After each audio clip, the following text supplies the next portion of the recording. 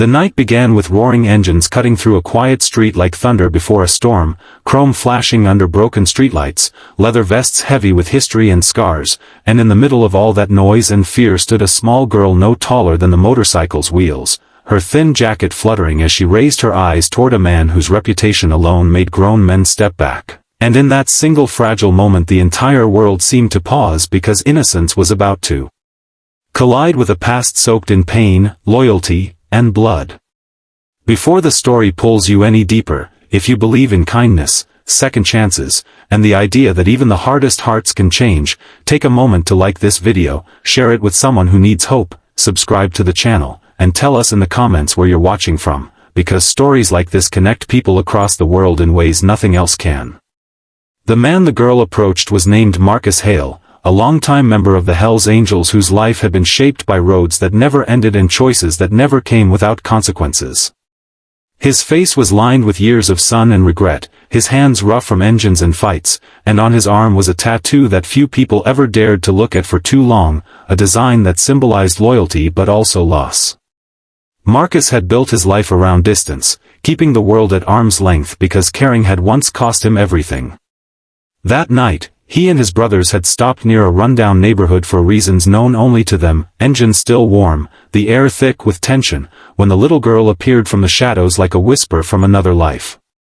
Her name was Lily Carter, and her courage didn't come from fearlessness but from love, the kind of love that pushes a child to speak when silence would be safer. Lily lived with her mother, Emily Carter, in a small apartment that smelled of old paint and cold dinners, a place held together by hope more than walls.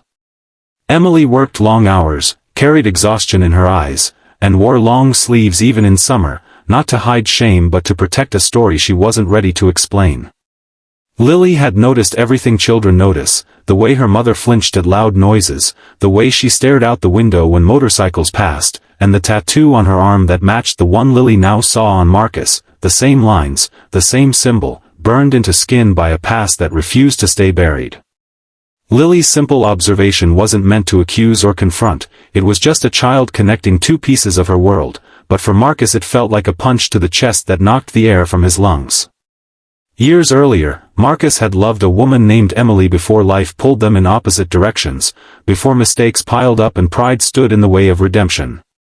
He had left to ride with his brothers, promising himself it was temporary, promising he would return when things made sense again, but time moved faster than promises ever do. When he left, Emily had been pregnant, a truth Marcus never knew because letters were never opened and calls were never returned. The tattoo they shared had once been a symbol of commitment, etched on a night when they believed love alone could outlast the world. Seeing it again through the innocent eyes of a child shattered the armor Marcus had spent years building, because suddenly the road he had been running from ended right in front of him. Marcus didn't react with anger or denial, he reacted with stillness, the kind that comes when a man realizes his life has been moving in the wrong direction for far too long. Lily didn't know the storm she had stirred, she only knew that the man with the loud motorcycle had eyes that looked sad instead of scary. Around them, the other bikers sensed something shift, the tension easing into curiosity as they watched their brother face a ghost he thought he'd buried. Marcus followed Lily back to her apartment building, not as a biker chasing trouble but as a man walking toward truth, every step heavier than the last as memories rose like smoke in his chest. Emily opened the door and the world she had carefully rebuilt threatened to collapse.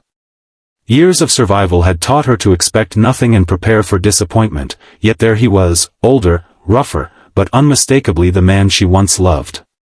There were no dramatic confrontations, no shouting or blame, only a quiet understanding that time had taken something precious and left behind questions that could no longer be ignored. Marcus learned about Lily, about the nights Emily cried silently so her daughter wouldn't hear, about the strength it took to raise a child alone while carrying the weight of a past connected to a dangerous world. Emily learned that Marcus hadn't abandoned them knowingly, that silence and pride had done more damage than distance ever could. The days that followed were not magically easy.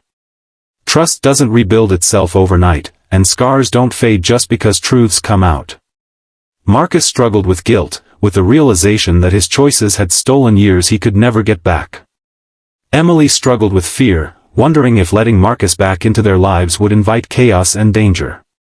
Lily, unaware of the complexity, only felt warmth in seeing her mother smile a little more and watching Marcus kneel to her level, trying awkwardly to learn how to be present instead of powerful. The Hell's Angels, often misunderstood and judged only by their reputation, showed a side few ever see, respecting Marcus's decision to slow down, to choose family over the road when it mattered most.